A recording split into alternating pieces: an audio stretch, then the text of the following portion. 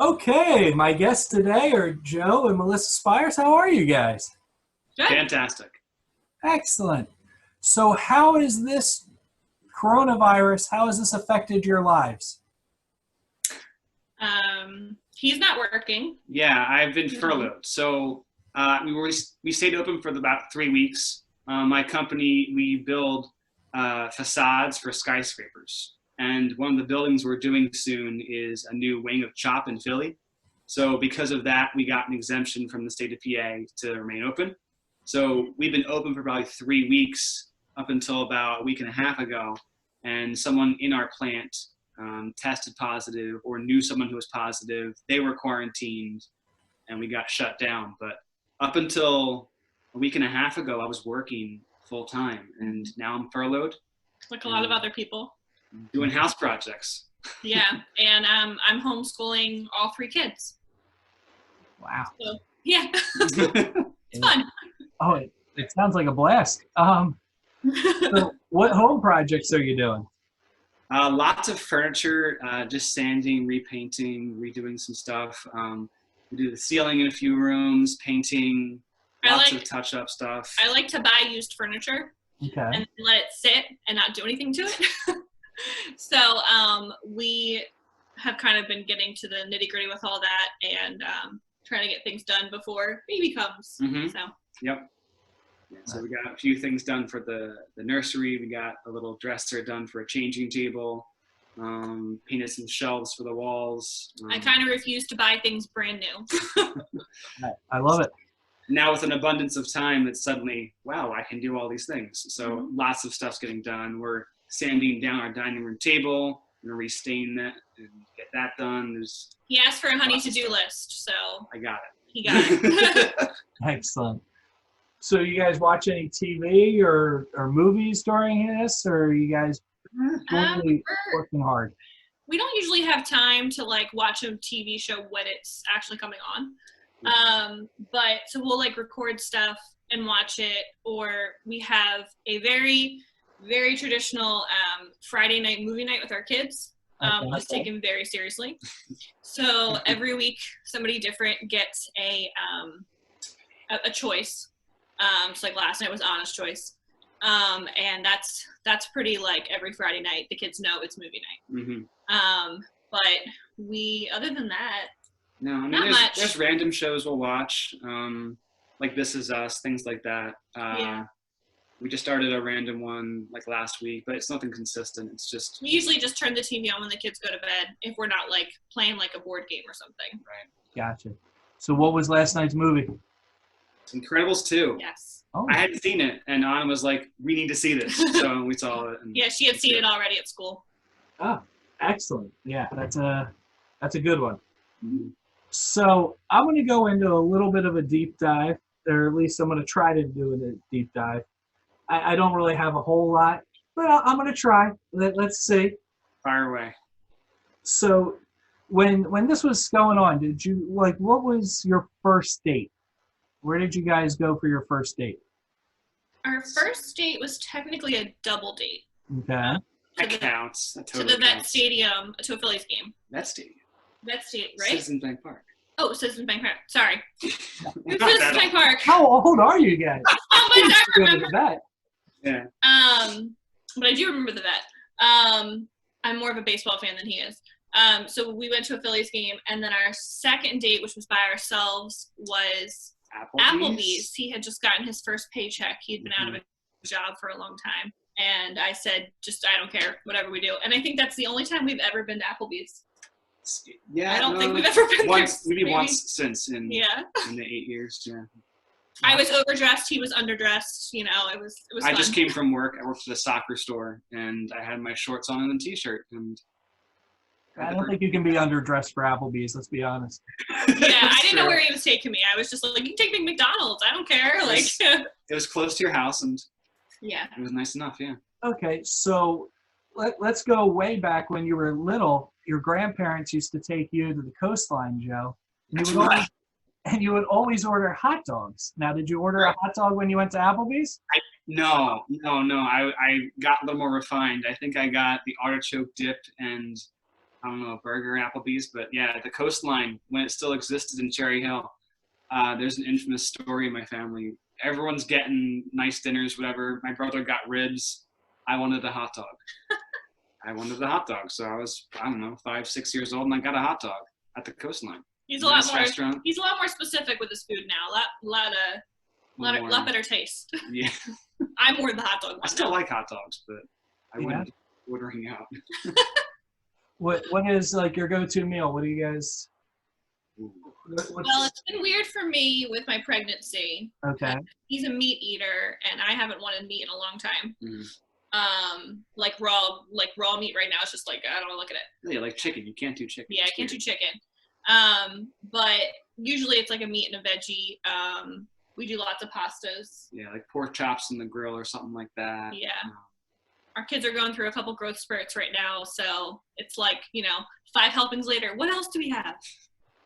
Yeah, like Julian had like 5 helpings of steak the other day, and Anna, she went through a growth spurt. Avi's went through one now. It's like trying to feed them all. It's crazy.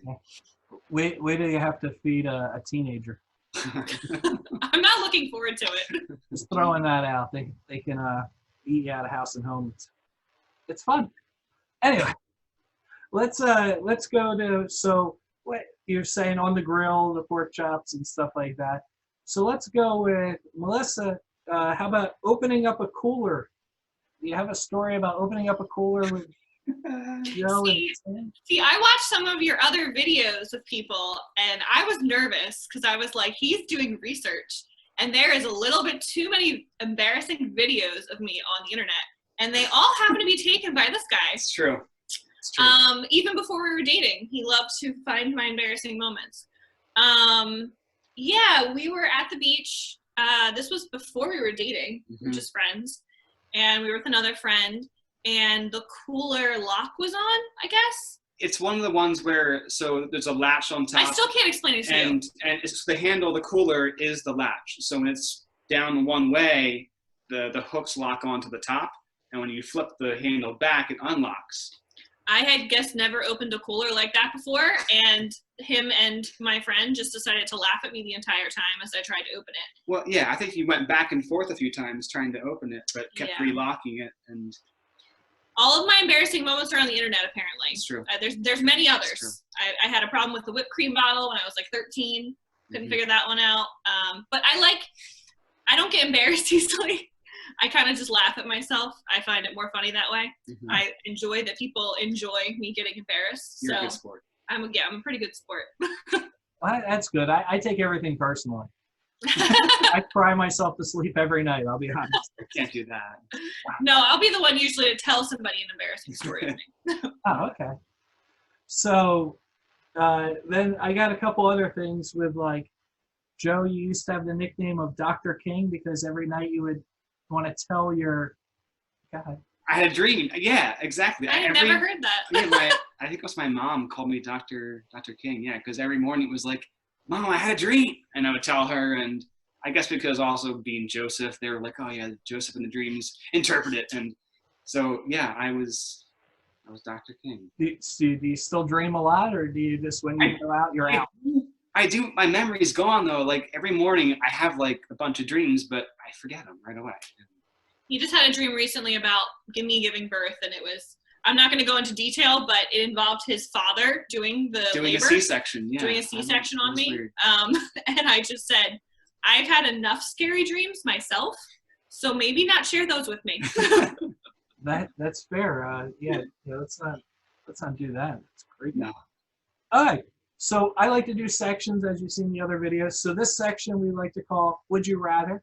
So I get out my Eagles hat, and inside my Eagles hat are different Would You Rather questions. So Melissa, you're going to go first. Okay. And they're random. I don't know. Gross. It might be gross. I have no idea. It's not gross, but would you rather have a nose that was always running, or B, have a nose that was always blocked? I guess running so that I could breathe. Breathing is good. Yeah. Breathing is good.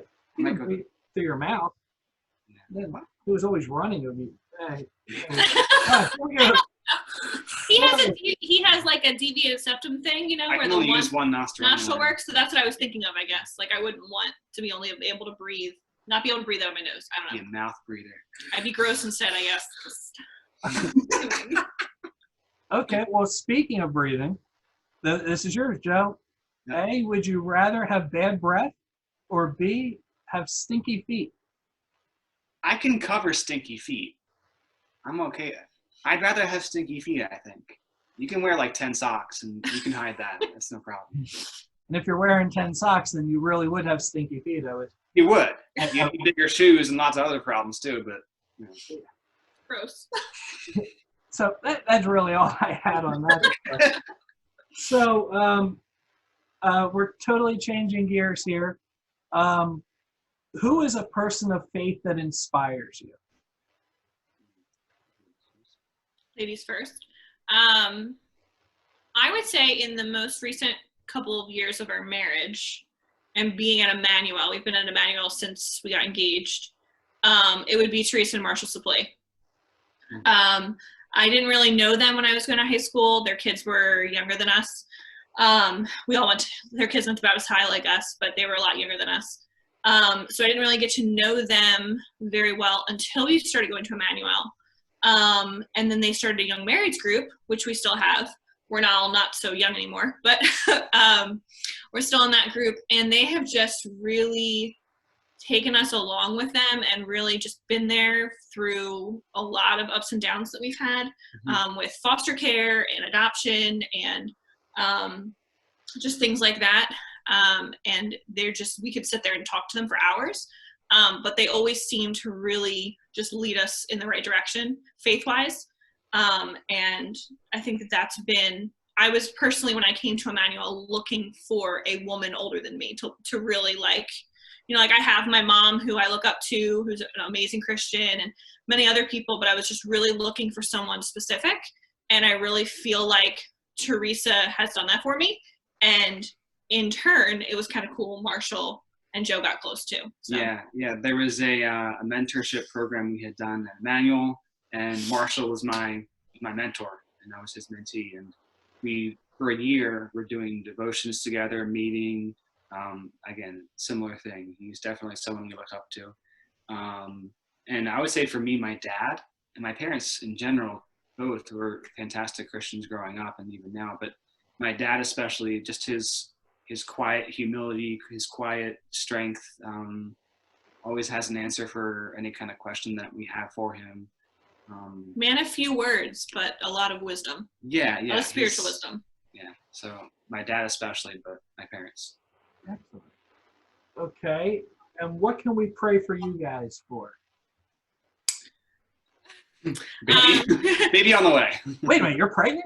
I'm pregnant. Due date's end of May. Yeah, my due date's the end of May.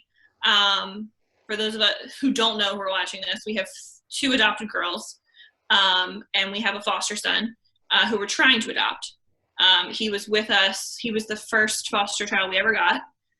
He was with us for a year and left for 8 months and came back to us with his baby sister. We had her for a little while. She's back with birth dad, but Julian's parents really are not in a position anytime soon to take care of him. So we're really hoping to adopt. It's what he wants. He went to the judge himself and told the judge, I want to live with them forever. So I'd definitely say prayers for that, because it's a long process for the kids, the whole adoption, and he's 6. And when they get to that age, they really kind of know what they want for themselves, and they really want to have that forever home. So just prayers that, that goes through. Everything, his adoption hearing has gotten postponed 3 times. It'll probably get postponed again. Yeah, So. and now it's looking like it'll be right after my due date. So we don't even know if we'll be able to go to it. But just for him, because he's been through a lot for a 6-year-old. And we watched our girls go through the same thing. Our oldest is 8, and she really, wanted to know, okay, this is definitely happening. You're definitely mom and dad forever. Mm-hmm. But yes, this is our first biological child that we've prayed for a long time. We always knew we wanted to adopt. But we also wanted to try and have biological as well if we could. Yeah. So just that everything amidst the virus goes well. Yeah. Thankfully he'll, as of now, be able to be there with me. And nobody else would be able to visit, but In the hospital. in the Yeah. hospital, Yeah. but kind of a blessing in disguise, quiet time and just time for us to meet the baby, but just health, I guess, for that. Mhm. He has me pretty quarantined at home so that I Yeah. don't get sick. Yeah. I'm usually the one to get groceries, to go out and do that kind of stuff, Yeah. just to kind of limit that kind of exposure for Melissa. But But yeah. yeah, we're just really hoping for by the end of this year, hopefully, we're really just hoping to know what our family is going to look like. Mhm. And really hopefully be able to say, okay, this is our family, because we've had lots of changes over the past couple of years. Okay, absolutely. We will keep that in prayer. Yeah. And now the time is yours. What would you like to tell the people of Immanuel? Mm, Be kind. We miss we miss everyone. that's the truth. Yeah. I know for me, getting close to having the baby, I'm thinking, oh no, I'll have to be home with the baby for a while. I won't be able to go to church before then, won't be able to go to church after. So I'm really missing that. Missing singing part of worship team. I would say just corporate worship in general, Yeah. just the fellowship of everyone around you singing and listening to Pastor Vince, of course, too, but just the corporate worship of singing with other believers in more than just 2 or 3, over 100 singing there in church is always a blessing. So It's always an I miss uplifting that. thing, I think. And this was my first year of being a stay-at-home mom. And so adult time was always good. I haven't gotten much of that in the past month. But just, being able to, when you have a rough week or, the kids are arguing in the car and you get to church and you're just like, okay, I need to focus. Just being able to have that time to focus and to just kind of, re-energize for the next week. I think we really miss it. The children's choir was supposed to give an Easter performance. That's right. And that got canceled. So I miss the kids and watching them sing their hearts out. But yeah, just that we miss them and that we can't wait to be back together. Mhm. Really. Yep. Absolutely. Well, you guys stay safe. We will keep you in our prayers, and thank you so much for joining us. Yeah, Thank thanks you, for Bill. having us. And we will see you soon. Thanks. Okay, sounds good. See you guys.